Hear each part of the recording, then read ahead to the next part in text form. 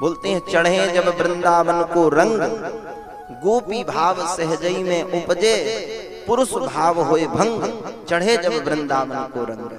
ब्रज का रंग जैसे चढ़ जाता है वो गोपी भाव में स्थित हो जाता है। तो गोपी कोई स्त्री का नाम नहीं है, हम सब भी गोपी बन सकते हैं। प्रेम से बोलो श्री राम। और ये रास क्या है? रसानाम समूहो इति रास, जो रसों का समूह है महाराज। तो इस रास में प्रवेश करने का अधिकारी कौन है? श्री हरिदास महाप्रभु जी कहते हैं कि जो 7 सोपान पार कर लेता है, भक्ति के 7 सीढ़ियों को जो पार कर लेता है, उसी को इस दिव्य महारास में प्रवेश करने का अधिकार है। हरिदास महाप्रभु की वाणी कि प्रथम सुने भागवत भक्त मुख भगवत वाणी, द्वितीय आराधे भक्ति व्यास नव भांति बखानी। प्रथम सुने भागवत, पहले भागवत सुनना पड़ेगा।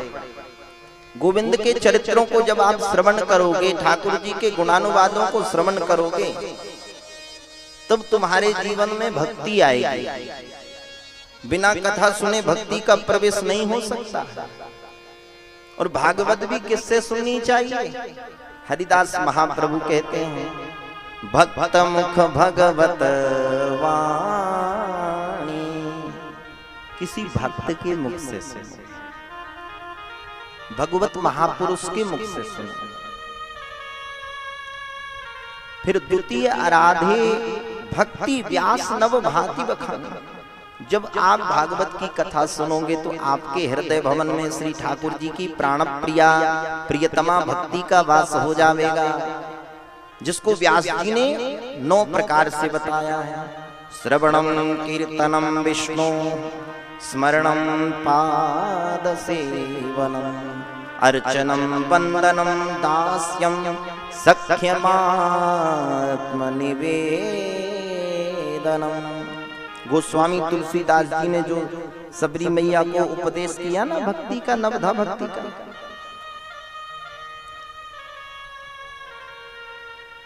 प्रथम भगति संतन कर संगा, प्रथम भगति संतन कर संगा, प्रथम भगति संतन कर संगा, प्रथम भगति संतन कर संगा, दूजे रति मम कथा प्रसंगा, दूजे रति मम कथा प्रसंगा, दूजे रति मम कथा प्रसंगा, दूजे रति मम कथा प्रसंगा। इस प्रकार से नवधा भक्ति का उपदेश सबरी माँ को किया।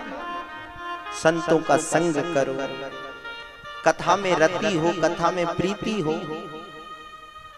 और फिर जब भक्ति आएगी तो तृतीय करे गुरु संग, दक्ष सर्वज्ञ रसीलो। तीसरे सोपान में किसी सदगुरु का आश्रय ग्रहण करो।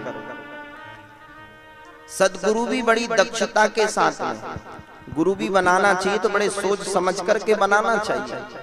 कई लोग भाव में आकर के गुरु दीक्षा ले लेते हैं महाराज। आजकल तो व्यासपीठ से माइक से ही गुरु दीक्षा मिल जाती है। प्रेम से बोलो श्री राधे। 5-10 वर्ष हुए, गुरु भक्ति का रंग चढ़ा। किसी ने पूछा दीक्षा हो गई? हाँ महाराज, वो भला संत आए थे अमुक ग्राउंड में, वहां पे सामूहिक दीक्षा। अच्छा, तो क्या है तुम्हारे गुरु का नाम? बोले महाराज अब बहुत दिन बीत गए, अब समय हो गया, पता नहीं गुरु का नाम तो भूल गए हम। अच्छा, तो गुरु मंत्र तो याद होगा ना? बोले महाराज 2-3 वर्ष तो याद था, परंतु अब वो भी याद नहीं। ये कैसी दीक्षा, ये कैसा गुरु मंत्र, और ये कैसी गुरु की प्रतिनिष्ठा। तो गुरु बनाओ जान के, पानी पियो छान के। तो दक्ष सर्वज्ञ रशीलो, जब श्रेष्ठ गुरु का आपको सानिध्य प्राप्त होगा तो मन में वैराग्य उत्पन्न हो जाएगा, इस संसार से विरक्ति हो जाएगी। संसार के जितने रस हैं, जितने रंग हैं, जितने संबंध हैं, सब फीके पड़ जाएंगे जब भक्ति का रंग आपके जीवन में आएगा। चौथे हो या विरक्त बसे बन माही रंगीलो। किसी ने कहा महाराज जी आप कहते हैं कि वन में चले जाओ, जंगल में चले जाओ, जंगल में जाके करेंगे क्या? वहां पे शेर चीता भालू हमें नाश्ता बना लेगा तो? प्रेम से बोलो श्री राम। वन का मतलब जंगल ही नहीं होता है भैया। वनम वृंदावनम श्री कृष्णम चरणम आश्रयेत। वृंदावन जाकर के श्री ठाकुर जी के चरण कमलों को पकड़ लीजिए।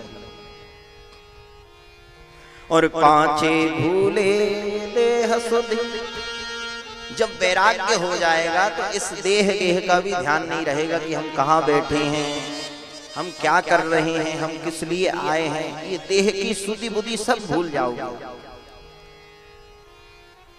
पंचम सीढ़ी में। और फिर मन में इच्छा होगी, मन में ऐसी तड़प होगी कि कब गोपाल जी का दर्शन होगा, कब ठाकुर जी मिलेंगे, कहाँ मिलेंगे, कब मिलेंगे, कैसे मिलेंगे। मन में व्याकुलता हो जाए, बेचैनी हो जाए भगवत मिलन की।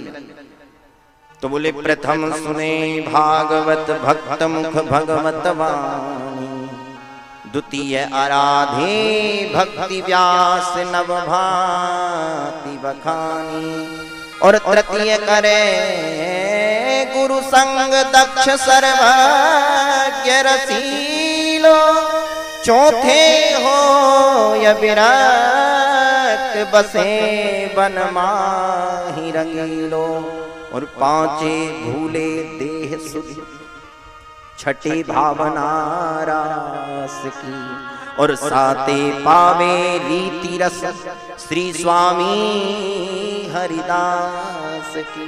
स्वामी हरिदास महाप्रभु कहते हैं सप्तम सोपान में फिर महारास में आपको प्रवेश मिलेगा। तो गोविंद ने जब वेणु निनाद किया, बंसी बजाई और गोपियों के कानों में जब